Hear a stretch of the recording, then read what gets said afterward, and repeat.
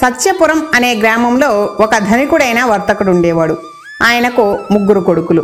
చనిపోయే సమయంలో అతడు తన 3 కొడుకులను చెంతకు పిలిచి, నాయనలారా, నేను ఎంతో కాలం బ్రతకను. నేనెంతో శ్రమపడి చాలా ఆస్తి గడించాను. ఆ ఆస్తిలో కల్లా విలువైనవి ఈ 3 రత్నాలు. మీరు ఏ కారణం చేతనైనా వేరుపడదలిస్తే ఈ 3ని 3 తీసుకోండి. 3 ఒకే విలువగలవి అని చెప్పాడు. తరువాత కొద్ది రోజులకు వర్తకుడు చనిపోయాడు. ఆయన పోయిన కొద్ది కాలానికి అన్నదమ్ములు వేర్లు పడదామని నిశ్చయించుకున్నారు. ఆస్తిలో ముఖ్యమైనవి రత్నాలు గనుక వాటిని తలా ఒకటి తీసుకుందామని రత్నపేటిక తెరిచి చూసేసరికి అందులో 2 రత్నాలున్నాయి. 3వ రత్నం దొంగిలించబడిందని తెలుసుకున్న పెద్దవాడు, దొంగ మన 3 అన్నదమ్ములలో ఒకరై ఉండాలి, పరాయివాడు కావడానికి వీలు లేదు. మనం ఒకరినొకరు నిందించుకోవడం ఎంత మాత్రం భావ్యంగా ఉండదు. రత్నాన్ని దొంగిలించిన వాడు తన నేరం తాను ఒప్పుకోవడానికి బిడియపడవచ్చు. ఎవరికి అవమానం జరగకుండా, ఎవరికి అన్యాయం జరగకుండా రేపు లోపల ఈ రత్నాన్ని తీసిన వారు తిరిగి యథాస్థానంలో ఉంచండి అన్నాడు పెద్దవాడు. పెద్దవాడి మాటలకు రెండవ వాడు, అలా చేయని పక్షంలో ఏం చేయాలి అని అడిగాడు. 3 వెళ్ళి రాజుగారికి ఫిర్యాదు చేద్దాం. నేరాన్ని నిరూపించే భారం రాజుగారిదే కదా అన్నాడు పెద్దవాడు. ఈ ఆలోచన చాలా బాగుంది అన్నాడు 3వవాడు. ఒకరోజు గడిచింది. పోయిన రత్నం తిరిగి రాలేదు. ఆ రోజే 3 అన్నదమ్ములు ప్రయాణమై రాజుగారి వద్దకు వెళ్ళి జరిగినదంతా నివేదించి తమలో దొంగ ఎవరో నిర్ణయించవలసిందని కోరారు. ఈ కోరిక విని రాజు నివ్వెరపోయాడు. ఆయనకు ఈ 3 అన్నదమ్ములు తెలుసు. మీ తండ్రి గారు న్యాయవర్తనుడు, నాకు మిక్కిలి హితుడు. ఆయన కుమారులు నన్ను ఇలాంటి కోరిక కోరడం సంతోషంగాను విచారంగాను కూడా ఉన్నది. మీలో మీరు ఈ చిక్కు విప్పలేకనే నా దాకా వచ్చారు. కొద్ది రోజులలోనే మీ సమస్యను తీరుస్తాను. అంతదాకా మీరు పేదరాశి పెద్దమ్మ ఇంట బస చేసి ఉండండి. మీకు కావలసిన సౌకర్యాలన్నీ నేను ఏర్పాటు చేయిస్తాను అన్నాడు రాజు. 3 అన్నదమ్ములు పేదరాశి పెద్దమ్మ ఇంట బస చేశారు. రోజులు గడవసాగాయి. రాజు అహోరాత్రులు ఈ సమస్యను గురించి ఆలోచిస్తున్నప్పటికీ విచారణ ఏ విధంగా ప్రారంభించాలో, ఎలా సాగించాలో ఎంత మాత్రము పాలుపోలేదు. ఒకరోజు రాజుగారు పేదరాశి పెద్దమ్మకు కబురు చేసి ఈ విధంగా అడిగాడు.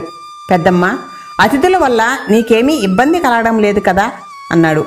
లేదు మహాప్రభు, వాళ్ళు 3 చాలా మంచివాళ్ళు, ఎంతో పెద్ద మనుషులు, మర్యాదస్తులు అన్నది పెద్దమ్మ.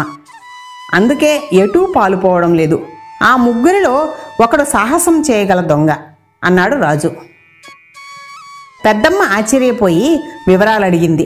రాజు దాచకుండా జరిగినదంతా చెప్పాడు. అయితే ఆ అన్నదమ్ములలో ఎవరు దొంగ అనేది నేను తెలుసుకుంటాను మహాప్రభు, మీరు విచారించకండి అన్నది పెద్దమ్మ. ఆ రాత్రి పెద్దమ్మ వర్తకుడి కుమారులకు భోజనం పెడుతూ ఒక చిన్న కథ చెప్పింది. అనగనగా సింహకేతుడనే ఒక రాజు. ఆయనకు గుణవతి అనే ఒక్కటే కుమార్తె. ఆమెకు యుక్త వయసు వచ్చేదాకా ఒక పండితుడి వద్ద విద్యను నేర్పించారు. ఆమె కొరకు వివాహ ప్రయత్నాలు ఆరంభం కాగానే చదువు మాన్పించేశారు. ఒకనాడు ఆమె తన గురువు వద్దకు అనేక వస్త్రాలు, ఆభరణాలు, కొంత డబ్బు తీసుకుని వెళ్ళి గురుదక్షిణ సమర్పించింది. కానీ పండితుడు వాటిని ముట్టుకోక, గురుదక్షిణ ఇవ్వదలిచినట్లయితే నీవు పెళ్ళాడి పరాధీనం అయ్యే లోపుగా ఒక రాత్రి నా వద్దకు సర్వాభరణాలు ధరించి ఒంటరిగా రావాలి అన్నాడు. గుణవతి సరేనని వెళ్ళిపోయింది. తరువాత కొద్ది కాలానికే ఆమెకు వివాహమైంది. వివాహం జరిగిన రాత్రే భర్తతో తన గురుదక్షిణ గురించి చెప్పింది. భర్త సరే వెళ్ళిరా అన్నాడు. గుణవతి నగలన్నీ ధరించి గురువుగారింటికి పోతుండగా దారిలో ఆమెను ఒక దొంగవాడు అటకాయించి నగలన్నీ ఇవ్వమన్నాడు. లేకపోతే చంపుతానని బెదిరించాడు. గుణవతి దొంగవాడితో తన గురుదక్షిణ గురించి చెప్పి తిరిగి వచ్చేటప్పుడు తన నగలన్నీ ఇస్తానన్నది. దొంగ ఒప్పుకున్నాడు. గుణవతి గురువుగారింటికి చేరుకున్నది. గురువుగారు తన శిష్యురాలి సత్యసంధతకు సంతోషించి, తల్లి, నేను చెప్పిన చదువు సార్థకం చేశావు. ఎటువంటి ప్రమాదం రాబోయేది కూడా తెలియకుండానే అన్నమాట నిలబెట్టుకున్నావు. అదే నాకు సరి అయిన గురుదక్షిణ.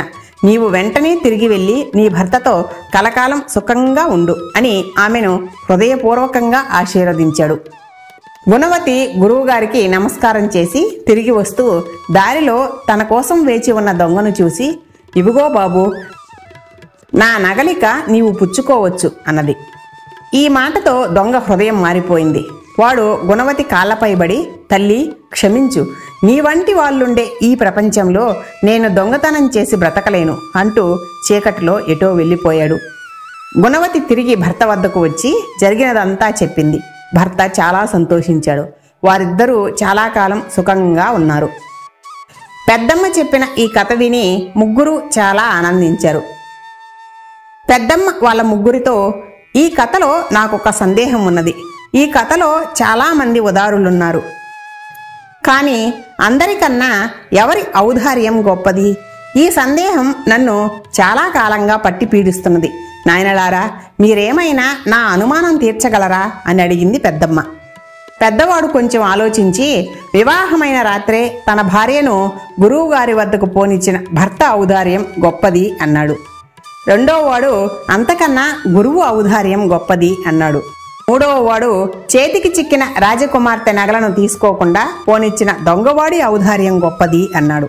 ఈ సమాధానాలు విన్న పెద్దమ్మ భర్త యొక్క ఆగ్రహాన్ని, గురువుగారి చేత అవమానాన్ని, దొంగ యొక్క దురాశను ఎదుర్కొన్న గుణవతి ఔదార్యం మీలో ఏ ఒక్కరికీ నచ్చలేదా నాయనా అని నవ్వేసింది. ఆ రోజే పెద్దమ్మ రాజుగారి వద్దకు వెళ్ళి, మహాప్రభు, మా ఇంట ఉన్న ముగ్గురు అన్నదమ్ములలో నిశ్చయంగా దొంగ మూడవ వాడే. తమరు విచారించి నిజం తెలుసుకోండి అన్నది. ఆమె ఊహకు కారణమేమని రాజు అడిగాడు. పెద్దమ్మ జరిగినదంతా చెప్పి, ఆ కుర్రవాడు ధనలోభి కాని పక్షంలో దొంగ ఔదార్యాన్ని మెచ్చుకోడు కదా అన్నది. రాజు పెద్దమ్మ చెప్పిన దాంట్లో సత్యమున్నదని గ్రహించి ఆమె తెలివితేటలకు ఆశ్చర్యపడ్డాడు. మర్నాడు ఆయన ముగ్గురు అన్నదమ్ములను పిలిపించాడు.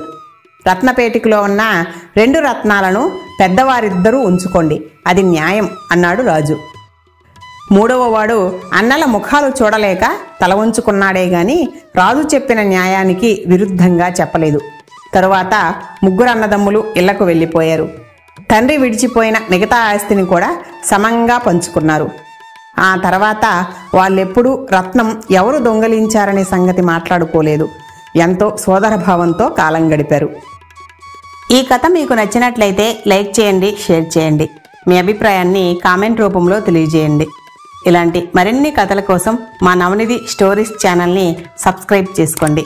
మరొక మంచి కథతో మళ్ళీ కలుద్దాం. అంతవరకు సెలవు. నమస్తే.